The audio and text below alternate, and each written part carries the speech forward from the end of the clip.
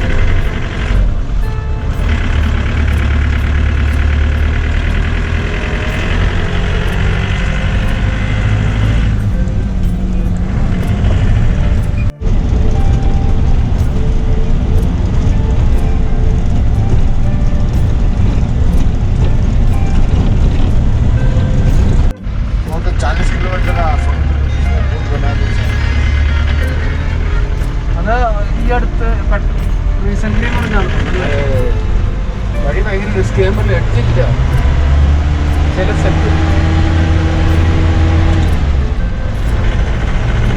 ഇതുണ്ട്. ഇവിടെയൊക്കെ നമുക്ക് സെറ്റ് വെച്ചേക്കുക ഒന്നുമില്ല.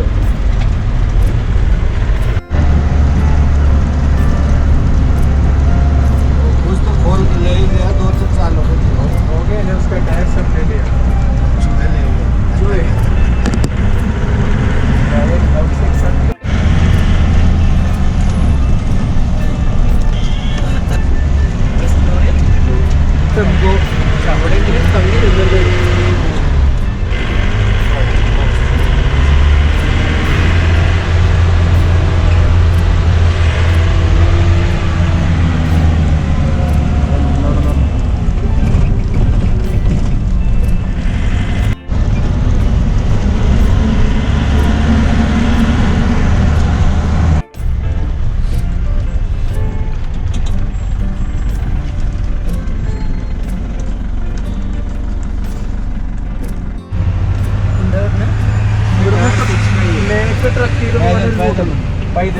ട്രക്ക് അവിടെ ഞാൻ കണ്ട റോഡ് ഞാൻ പറയുന്നത്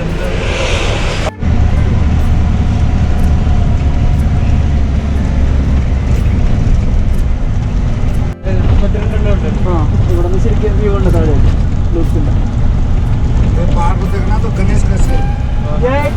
पानी बोतल अच्छा वो लड़का मारा था खोपड़ी मोड़ हाँ वो कहाँ है दे घाटे लुक से कांडा अम्मा आ साइड लोगे കാണാം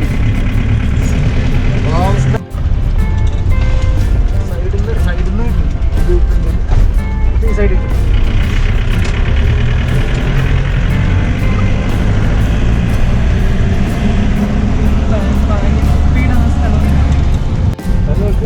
सारे पानी चढ़ा हमें जो खोपड़ी ले गया पहले हम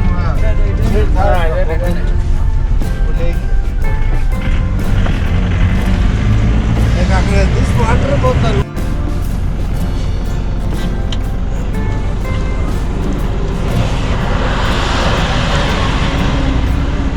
വീരാശ്വാസം ഉണ്ടായി. അറ്റ്ലീസ്റ്റ് പുല്ലേ തട്ടി നിൽക്കുമെന്ന് പറയാം. അതിവിടെ നിന്ന് ചെറിയൊരു വ്യൂ ഉണ്ട്. ഫോട്ടോ ഉണ്ട് ഫോട്ടോ ഉണ്ട് ഞാൻ ഒരു പ്രാവശ്യം ഡ്രോണ് പറത്തണമെന്ന് വിചാരിച്ചു. രസമായിരിക്കും ആ വണ്ടി വന്ന് കയറുന്നത്. എല്ലാവരെയും ഗ്രൂപ്പായിട്ട് ലൈൻ ഇല്ല അവൻ പോവാ. 6 മാസം എടുക്കും നമ്മള് പോയിട്ട്. അവൻ പോയി നിക്കുന്നത് എവിടെയാണ്? അതൊരു ഫോട്ടോ എടുത്തിടും.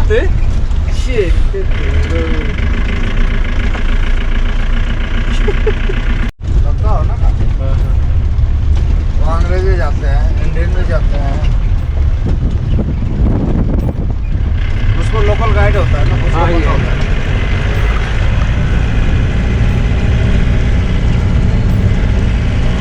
निकल जाते हैं ना हिमाचल से दूसरे इलाके में. आते बार वो ग्लेशियर आता है ना, जौ होता है ना कनक की तरह, जौ उसको वो पका के उसको मतलब कि पीस के सत्तू नहीं होता है, बिहारी को नहीं बोलते सत्तू, चाना का सत्तू नहीं बनाते हैं आटे टाइप में, तो वो डालते हैं.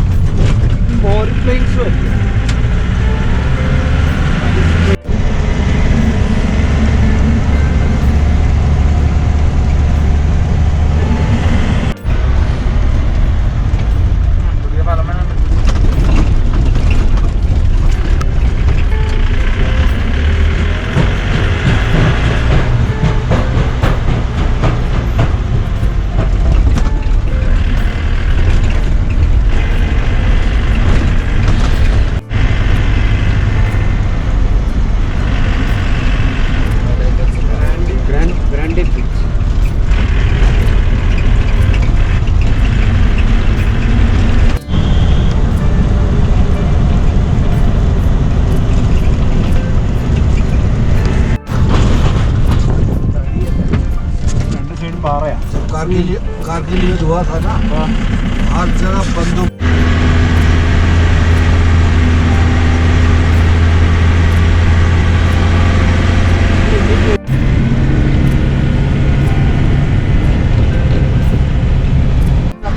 रखते हैं या लेडीज को बाथरूम करा दो.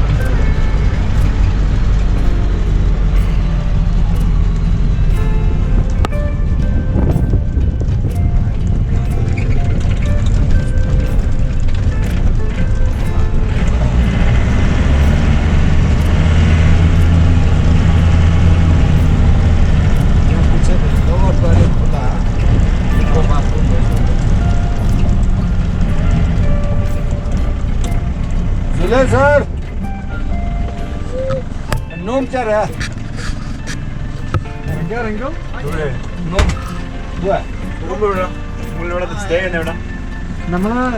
कितना 14. अच्छा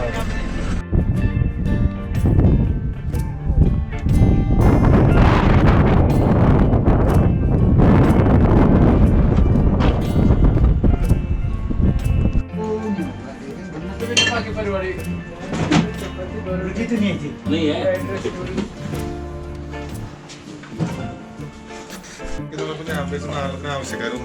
ഇല്ല ഞാൻ ഇവിടെ വന്നപ്പോ 4 പേർക്കുള്ള ഉള്ളൂ. ഞാൻ പറഞ്ഞ 4 എടുത്തോളാം പറഞ്ഞു.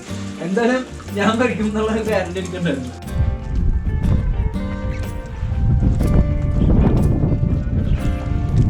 മലയാളി എപ്പോഴും അങ്ങനെയാണ് എടുക്കാറുള്ള.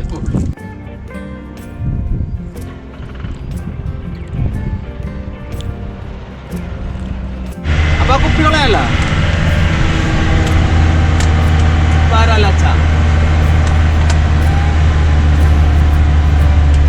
കിലോങ്ങിലും നമ്മൾ കിലോങ് വഴിയാണ് പോകുന്നത്.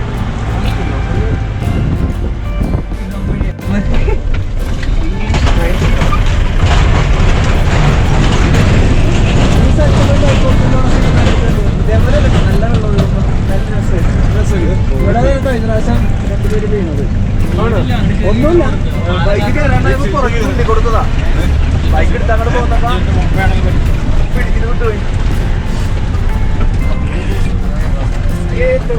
ലാസ്റ്റ് അങ്ങനെ ഇത് രജിസ്റ്റേർഡ് കത്തി ഉണ്ടാവില്ല.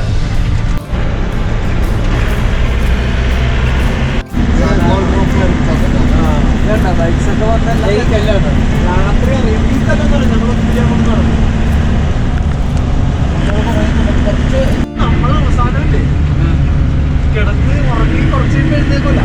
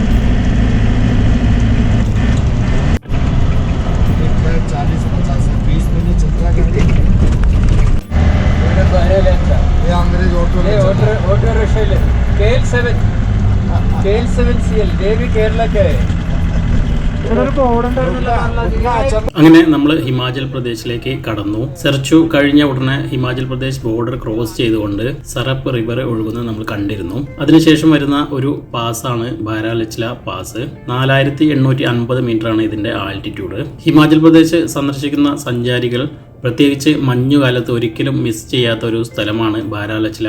ഈ ഒരു സ്ഥലം ഹിമാചലിന്റെ ഭാഗമായതുകൊണ്ട് തന്നെ പ്രത്യേകിച്ച് പെർമിറ്റുകളൊന്നും ഇല്ലാതെ ഇവിടെ എക്സ്പ്ലോർ ചെയ്ത് പോകാനായിട്ട് സാധിക്കും. അപ്പോൾ ഇനി വരുന്നവർ തീർച്ചയായും യാത്രയിൽ ഈ ഒരു സ്ഥലം കൂടി ഉൾപ്പെടുത്താനായിട്ട് ശ്രമിക്കുക. മഞ്ഞുകാലത്ത് ഇവിടുത്തെ ഒരു ഭംഗി എന്ന് പറയുന്നത് ഇതുപോലെ ആയിരിക്കില്ല. മൊത്തത്തിൽ മഞ്ഞിൽ കുളിച്ചു വേറൊരു വൈബായിരിക്കും. എന്തായാലും ഇവിടെ നിന്ന് ഞങ്ങൾ ഫോട്ടോസൊക്കെ എടുത്തു. എന്തായാലും നമുക്ക് നമ്മുടെ യാത്ര ഇവിടെ നിന്ന് തുടരാം.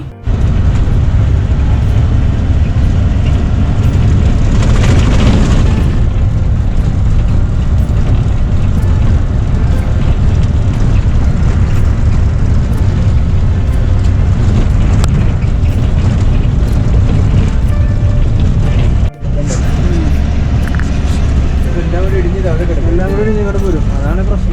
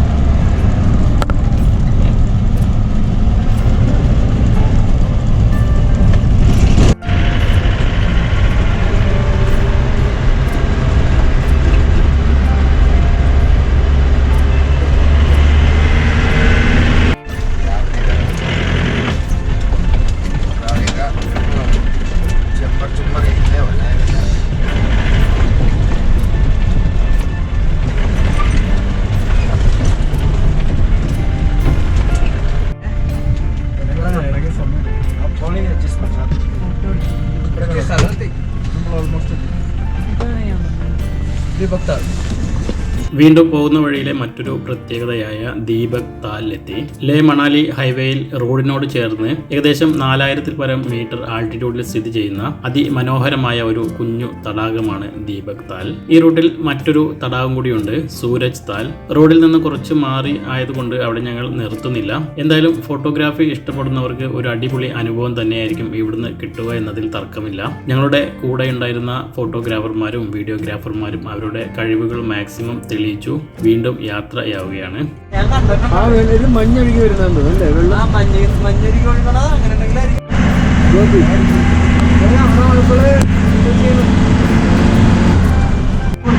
ഏത് വഴിയാ? ഇതെങ്ങനെ ഈ ക്രോസ് ചെയ്യുമെന്ന് എനിക്ക് മനസ്സിലാവും.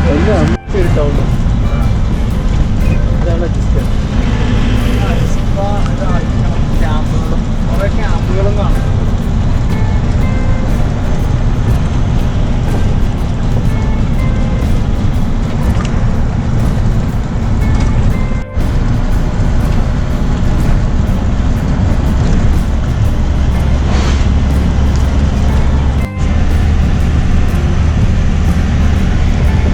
ये रोड है ना जास्कर शिंकुला शिंकुला वो संस्कार जाने का. हाँ बदल. ये बहुत जोर से काम हाँ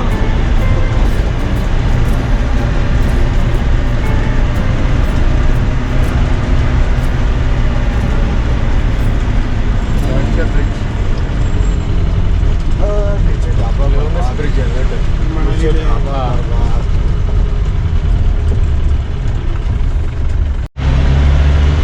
वहाँ का दुकानदारी बर्बाद होगी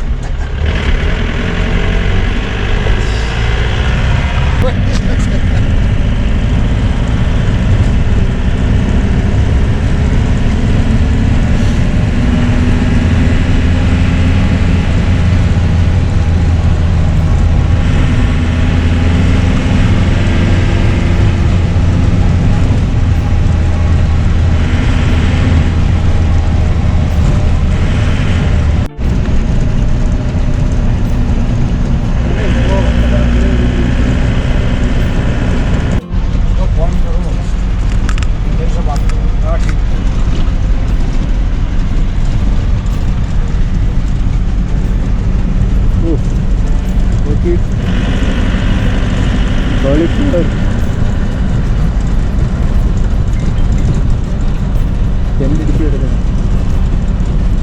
हेलो एक्सिट.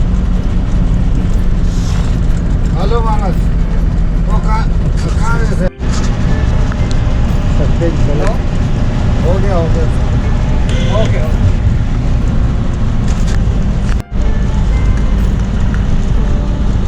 क्या नाम बता होटल का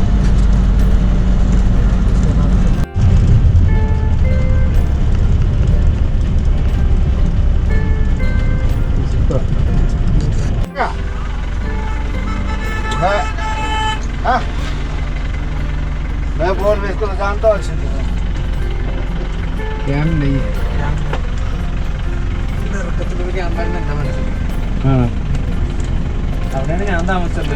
ഇതെന്താ അകത്ത് കയറ്റിട്ടുണ്ട്? അല്ല അടുത്തായിട്ടില്ലെങ്കിൽ ഇച്ചിരി ഓടിച്ചെടുക്കണം. ഇതിലെ കയറുള്ളൂ. ഇവര് ക്യാമ്പ് മാറ്റി ഹോട്ടലാക്കിയോ? എനിക്കറിയില്ല എന്താ സംഭവിക്കുന്നത്.